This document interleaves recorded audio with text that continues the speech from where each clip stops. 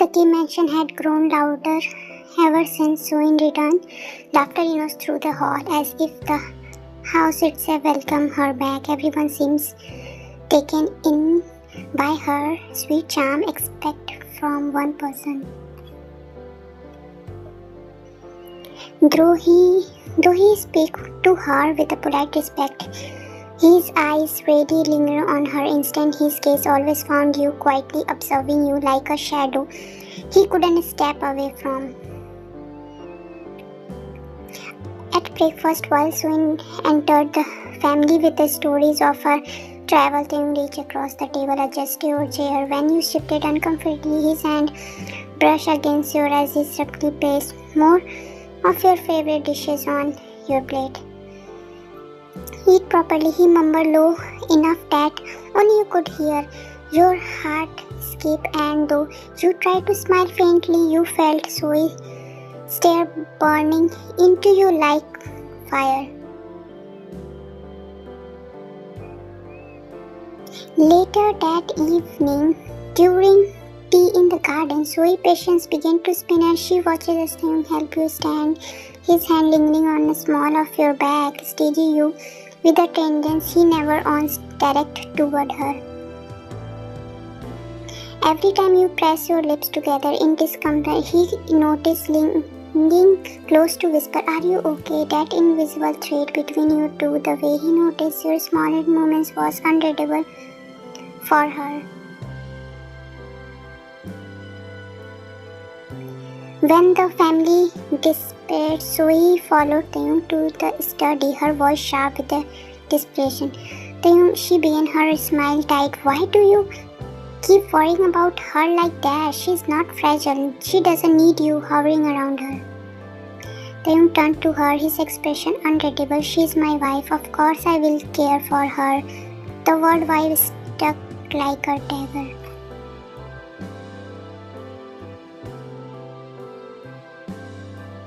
Zoe laughed softly through her hand trembled as she clapped them together. "But you and I, we were everything once, don't you remember?" Taeyong's jaw clenched, his silence stretched, but the flicker in his eyes was not longing, it was resistance. "I remember," he finally said, voice low, "and I also remember how that ended." Zoe froze. "You came back," he continued, "but the things ain't the same anymore. They can't be." His gaze hardened. "She was there when no one else was. She gave me a reason to stand when I couldn't. You may not see it, but she's the one who stayed, and I won't forget that." Zoe's nail dug into her palm, jealousy coiling in her chest like a venom. And as she forced a smile, her thought darkened. If she thinks she can take my place, she is wrong. Taeyong was mine once, and I will make sure he is mine again.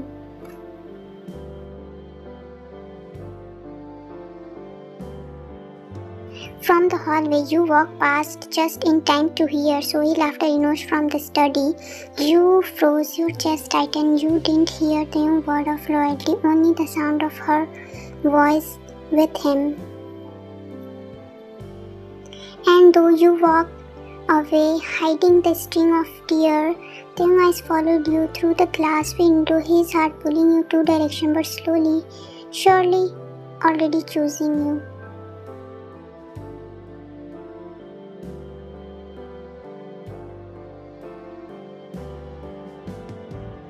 You sat in your room, finger clutched tight around your dress, trying to steady your breath, but when the door opened and Taeyong stepped in, your treat betrayed you, rolling down uncontrollably. He froze at the sight of you, his expression unreadable.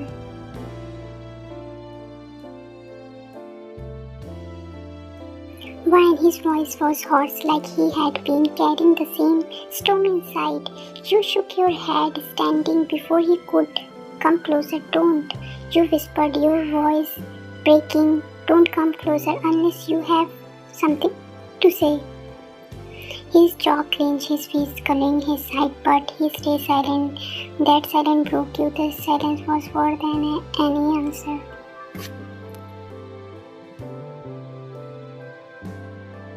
If you love her, you whisper, your eyes glittering with pain. I will step away. I won't fight for a place in your life if it doesn't belong to me. But don't, your voice trembled as you looked at him, your blur.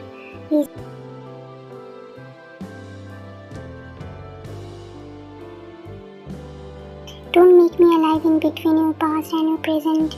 I can't survive like this. Think through work, but no words come. He looked at you fragile yet strong in your breaking moment, and all he could manage was a step forward before stopping again, his eyes burning with emotion he couldn't voice. Your tears dim endless as you turn away, clutching your stomach and only protecting life I didn't even know I exit yet. I deserve the truth, even if it destroys me.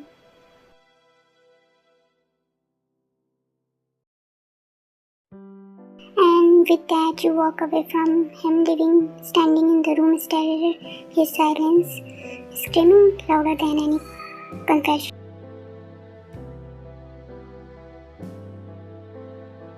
The Kim family sat together in the living room, laughter, conversation flowing in the air. The elder spoke about the business, the younger cousins chatted about their studies, and in the middle of you sat quietly, your hand resting on your lap as you forced a smile.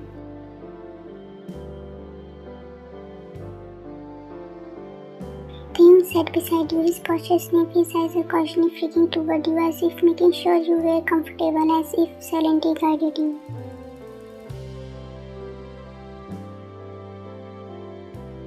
But Zoe, her eyes never left him.